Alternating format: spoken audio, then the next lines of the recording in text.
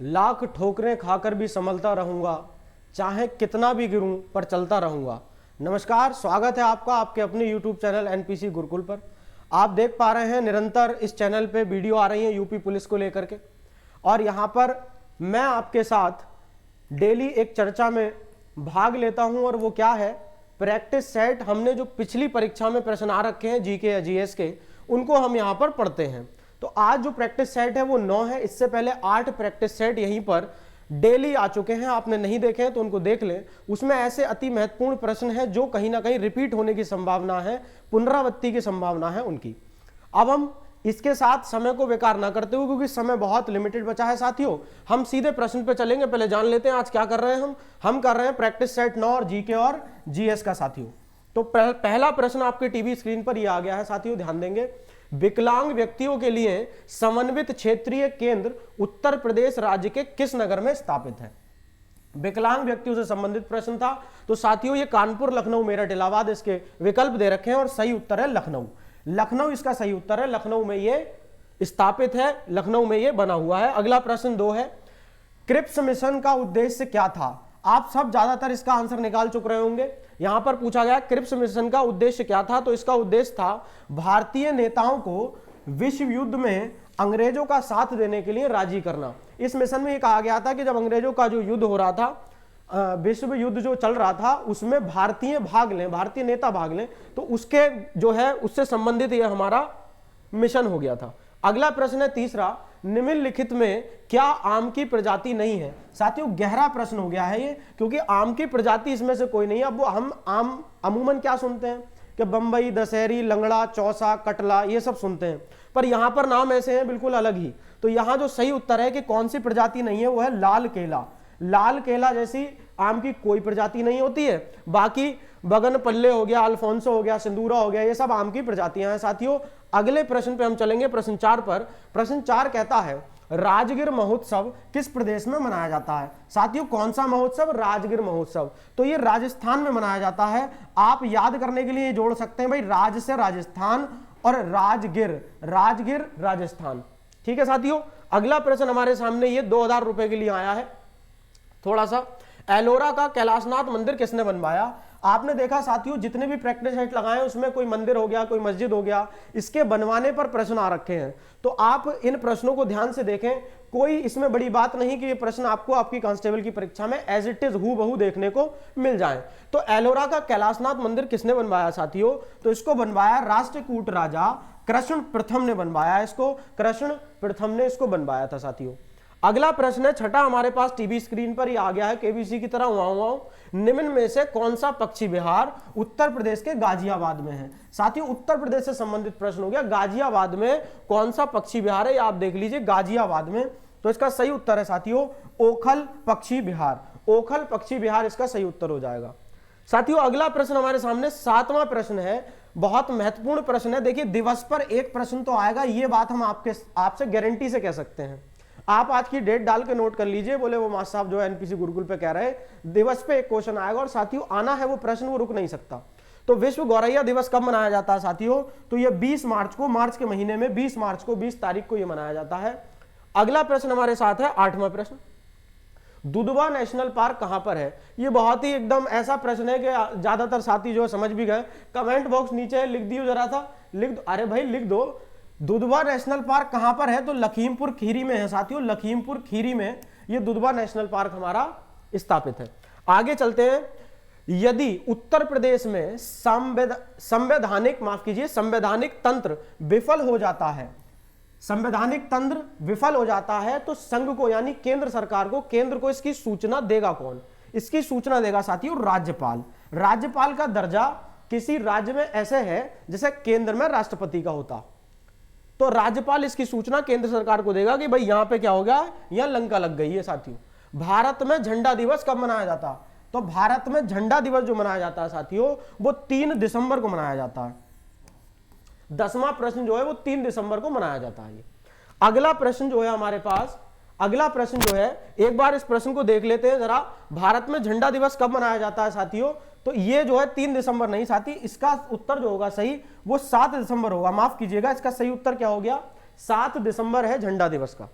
ठीक है, अगले प्रश्न पे चलते हैं। उत्तर प्रदेश के किस खिलाड़ी का संबंध निशानेबाजी से है? निशानेबाजी से किसका संबंध है? उत्तर प्रदेश का खिलाड़ी है साथियों। इसका सही उत्तर है मसूद बलीम। मसूद बलीम यानी कि विकल्प बा या बी जो है वो सही उत्तर हो गया साथियों इसका। अगले प्रश्न पे चल रहे हैं। प्रश्न क्या कहता है और कहता ही रहता है कि स्वतंत्र भारत के लिए व्यक्तिगत रूप से पहला ओलंपिक पदक किसने जीता? अब आपके जहन में, आपके मन में जो सवाल है वो ध्यानचंद जी को आ गया होगा, लेकिन साथियों इसका सही उत्तर है केडी जाधव। आज के प्रश्न आप ये देखेंगे कि ऐसा प्रश्न नहीं है कि एसएससी है तो पुलिस है तो और सब में रायता बन के प्रश्न तैयार हो गया। ये ऐसे प्रश्न है जो आने की अपने अंदर कुव्वत रखते हैं कि ये आ सकते हैं आपकी परीक्षा में, लेकिन ये प्रश्न वो नहीं है जो बहुत ज्यादा घिसपिट गए हैं। तो ऐसे प्रश्नों की तरफ हमें नजर करनी है। Sultan Azlan Shah cup, Sultan Azlan Shah cup किस खेल से संबंधित है साथियों? तो इसका सही उत्तर क्या होने वाला है? इसका सही उत्तर हम देखेंगे, ऑप्शन दे रखे हैं, बैडमिंटन, हॉकी, टेबल टेनिस या गोल्फ। तो इसका सही उत्तर होगा साथियों हॉकी। हॉकी से किसका संबंध है? सुल्तान अजलान शाह कप का संबंध है साथियों। अगला प्रश्न हमारे पास है, शरीर में अतिरिक्त ग्लूकोज को ग्लाइकोजन में परिवर्तित कर भंडारित कहां करा जाता है? तो यह किया जाता है साथियों यकृत में। इसको अंग्रेजी माध्यम के छात्र समझेंगे लीवर में किया जाता है साथियों। जो हम खाना खाते हैं, है ना, तो वो उससे हमें क्या मिलता है? वो सबसे टूट करके जो सबसे अंत की अवस्था है वो ग्लूकोज है। अब अगर आपने खाना खा लिया तो सारा ग्लूकोज एकदम तो हो नहीं जाएगा। अब मान लो एकदम ग्लूकोज आपका शरीर इस्तेमाल कर ले, तो जब खाना खाया उसके बाद आदमी जो है चल लिया 120 की स्पीड से, जैसे ही घंटा भर हुआ लुढ़क गए, कहीं रास्ते में आ रहे थे, फुटपाथ पड़े, उठाने पड़ेंगे। तो शरीर ने ऐसा सिस्टम बनाया है कि भाई खाने को जो भंडारित कर लो, धीरे धीरे उसे तोड़ो, ऊर्जा उत्पन्न करो और अपने जीवन को आगे बढ़ाइए, अपने दैनिक क्रियाओं को करते जाइए। प्रश्न 15 हो गया साथियों, किस शैवाल का प्रयोग, शैवाल मतलब अंग्रेजी माध्यम में एल्गी हो जाता है, किस शैवाल का प्रयोग अंतरिक्ष अनुसंधान में किया जा रहा है साथियों? तो क्लोरेला जो एक एल्गी है, क्लोरेला जो एक शैवाल है, इसका उपयोग किया जा रहा है कहां पर? अंतरिक्ष अनुसंधान में इस पे प्रयोग किया जा रहा है कि भाई जो हमारे स्पेस ट्रैवलर होते हैं, जो एस्ट्रोनॉट ऊपर जाते हैं, अंतरिक्ष यात्री, उनको भोजन की तरह इसको इस्तेमाल कराया जा सके। इस बात पे अभी चर्चा चल रही है। एक और नाम है स्पायरुलिना, ये नाम भी ऐसा है जो हमारे अंतरिक्ष यात्री जाते हैं वो इसको भोजन की तरह इस्तेमाल कर सकते हैं, क्योंकि इससे प्रोटीन की एक बहुतायत मात्रा बहुत कम, अगर आप इसका जो है इसको खाते हैं तो इससे बहुत सारा प्रोटीन आपको, दैनिक प्रोटीन जो है वो एक बार की खुराक में आपको मिल सकता है। तो ऐसी चीजों पे चर्चा चल रही है। ये 15वां प्रश्न था। 16वां प्रश्न आपके समक्ष आता है और बहुत तेज आता है, आप बचिएगा थोड़ा सा। 5 जगत वर्गीकरण, ये माइक को थोड़ा सा ठीक करते हैं जरा, हमें लगता है आवाज में कुछ दिक्कत है।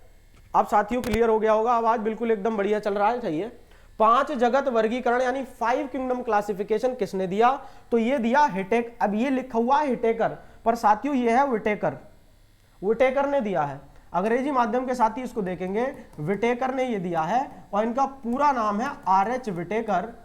उन्होंने ये दिया था 1969 में, 1969 में इसको दिया गया साथियों।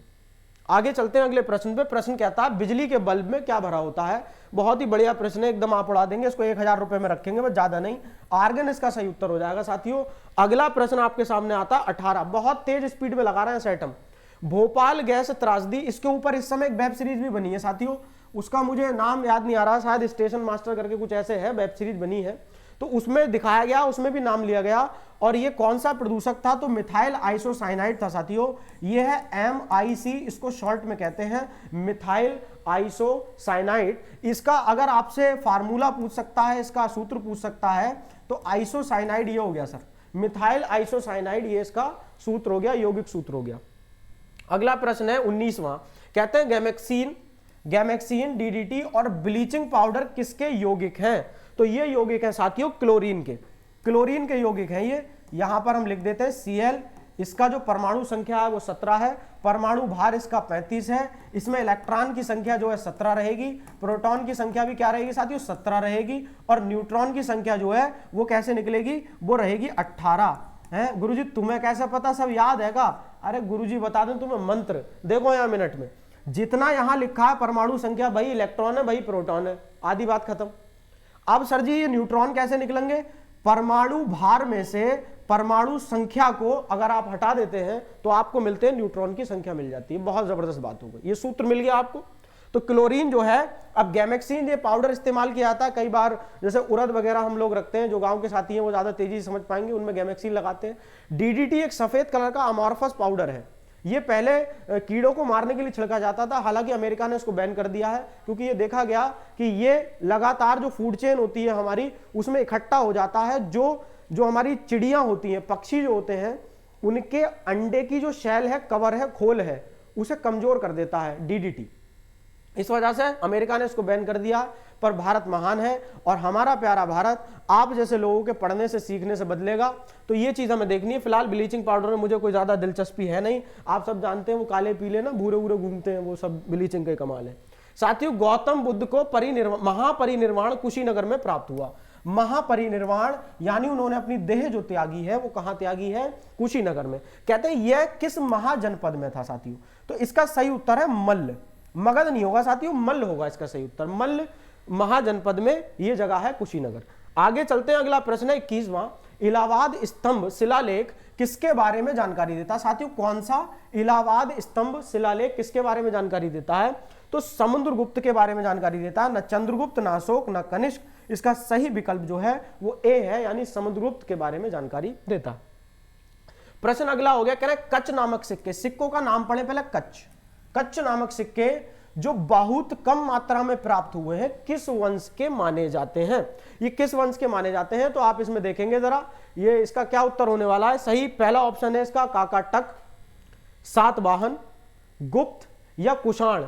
तो 22वां प्रश्न आपके सामने है, यानी कि कच्छ नामक जो सिक्के हैं वो कहां देखे जा रहे हैं? तो साथियों उसका सही उत्तर है गुप्त। यहां समय ले रहे हैं ताकि आप अपना समय लीजिए, आप देखिए क्या निकाल पा रहे हैं, क्या प्रश्न आपको समझ में आ रहा है, क्या प्रश्न बेहतर लग रहा है। अगर वीडियो बढ़िया लग रही है, लग रहा है प्रश्न में कुछ दम है, जोर है, तो बढ़िया अपना जो है थोड़ा सा जोर लगाइएगा, स्क्रीन ना तोड़ लीजिएगा, लाइक शेयर और सब्सक्राइब जरूर करें। अगर नए हैं चैनल पे घंटा दबा दें, क्योंकि अब मैराथन का समय हो चला है। 17-18 तारीख को हमारी परीक्षा है, तो एक संपूर्ण मैराथन अलग अलग विषयों पर आपके लिए आयोजित की जाएगी। उस पर टीम दिनों रात काम कर रही है, उस तक आप पहुंच सके, वो आपकी पहुंच में रहे, उसके लिए चैनल पे बने रहना जरूरी, नोटिफिकेशन बड़ा जरूरी। आगे चलते हैं, आकाश में नीला रंग प्रकट होने के साथ संबंधित प्रकाश की परिघटना बताइए। कौन सी घटना भी आकाश नीले रंग का दिखाई देता है? यह भौतिक विज्ञान का प्रश्न है और सही उत्तर है इसका प्रकीर्णन। प्रकीर्णन जो है इसका सही उत्तर हो गया साथियों। अगला प्रश्न आपके समक्ष है, किलोवाट घंटा, इसको लिखते हैं अंग्रेजी में किलोवाट आर। KWH एक यूनिट है, किसकी? ऊर्जा की यूनिट है साथियों। वो जो आपके घर पे आता, कौन? बिजली का बिल निकालने वाला, वो कहता है आपने बिजली फूकी 30 यूनिट। वो जो यूनिट कहता है उसका मतलब यह है KWH, किलोवाट आर। इतनी बिजली आपने फूकी, तो ये ऊर्जा का क्या हो गया? एक यूनिट हो गया साथियों। आप समझ पा रहे होंगे मेरे ख्याल से। ये अगला प्रश्न 25वां आपके समक्ष आ गया है, एकदम सड़सड़ाता हुआ, सरकता हुआ। झारखंड में भगवान बिरसा जैविक उद्यान कहां है? तो आप इसकी बात कर रहे हैं, भगवान बिरसा जैविक उद्यान कहां है झारखंड में? तो यह है साथियों रांची में, रांची में यह स्थित है। इसका बिल्कुल सही उत्तर हो गया बी ऑप्शन। आगे चलेंगे, प्रश्न 26 कहता है 2011 की जनगणना भारतीय जनगणना इतिहास की कौन सी जनगणना थी? भाई प्रश्न वैसे तो बहुत जबरदस्त भी है, वैसे साथियों ने कर भी रखा। इसका सही उत्तर जो है हमारे पास वो क्या हो गया?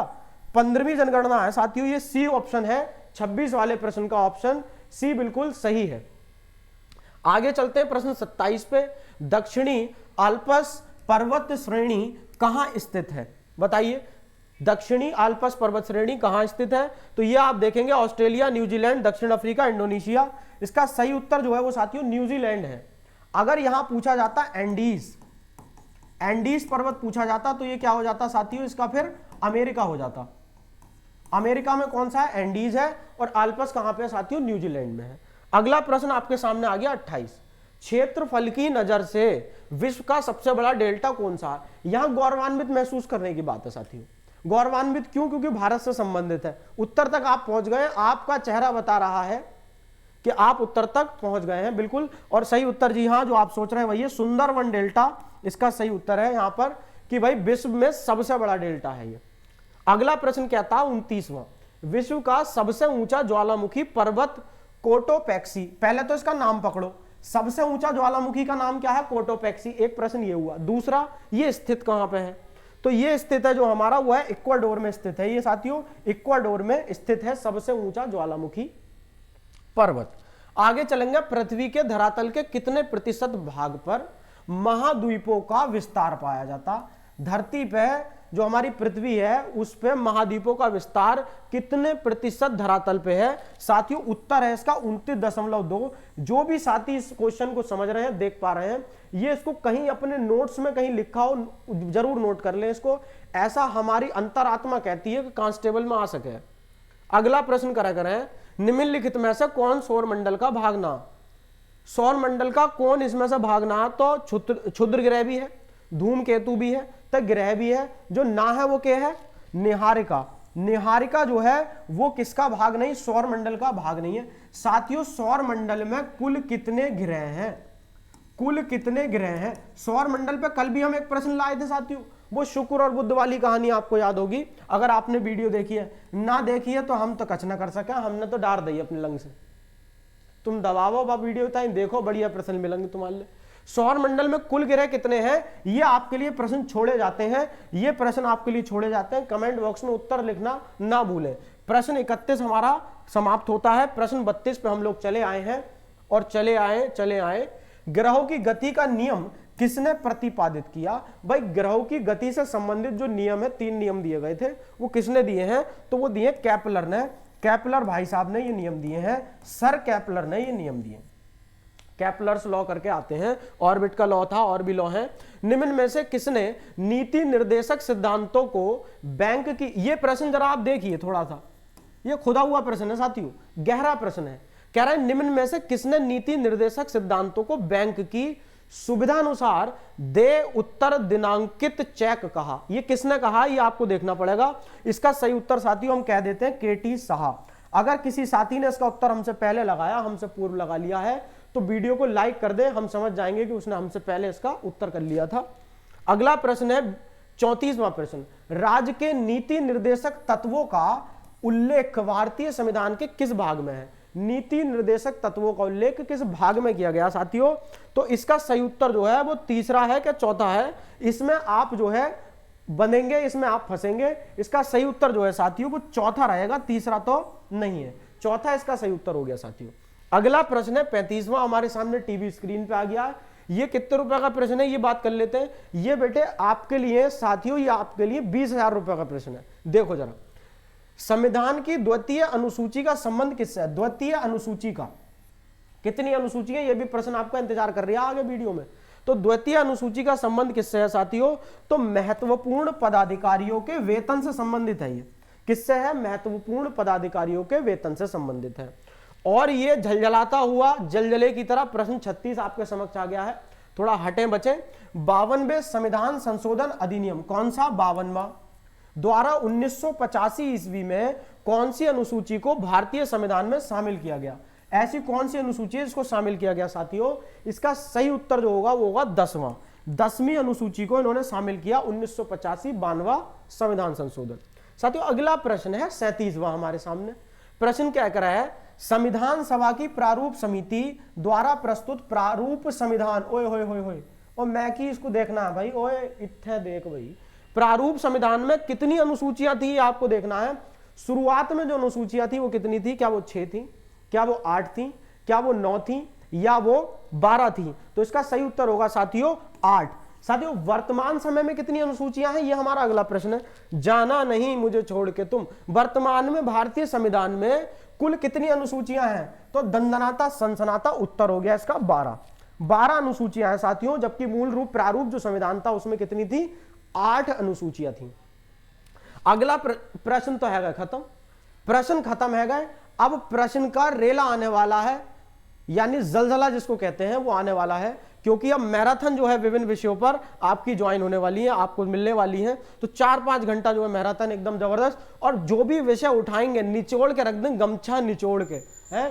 फिलहाल ये जानकारी थोड़ी सी ले लीजिए आप। कहते हैं कि क्लास की PDF चाहिए, फ्री स्टडी मटेरियल चाहिए, और टेलीग्राम चैनल ज्वाइन कर लो और एप्लीकेशन कर लो डाउनलोड। ये 2 चीजें साथियों बहुत महत्वपूर्ण है। ये यूपी पुलिस की नजर से नहीं, आगे बहुत सारी भर्तियां आपका इंतजार कर रही हैं, चाहे वो जूनियर असिस्टेंट हो, फॉरेस्ट गार्ड की बात कर रहे हो, ALP की बात कर रहे हो, है ना, लोको पायलट की, और हमारे पास ग्रुप D की भी बात कर रहे हो। तो इससे संबंधित पूरा जो है झमाझम यहाँ पे व्यवस्था बनती है। आपको बढ़िया चीजें मिलती हैं। दोनों का ही नाम एनपीसी गुरुकुल है। किस किस का दोनों का मास्टर साहब? एक तो टेलीग्राम का और दूसरा एप्लीकेशन का, जो प्ले स्टोर से जाके आप करेंगे डाउनलोड। यह है कॉन्टैक्ट नंबर। किसी प्रकार की असुविधा की स्थिति में साथियों, कोई बात ऐसी है जो मन को कचोटती है, कोई बात ऐसी है जहां क्लियरेंस नहीं है, व्हाट्सएप नंबर है साथियों, अपना मैसेज छोड़ें। हमारी टीम और हम पूरी कोशिश करेंगे कि आपके सवाल का उत्तर दिया जाए। कॉल करने की चेष्टा ना करें। इसके साथ जो है हमारा आज का जो लेक्चर था वो यहीं तक था। इस लेक्चर को हम यहीं समाप्त करते हैं और मैं आपसे विदा लूंगा इसी के साथ। जय हिंद, जय भारत।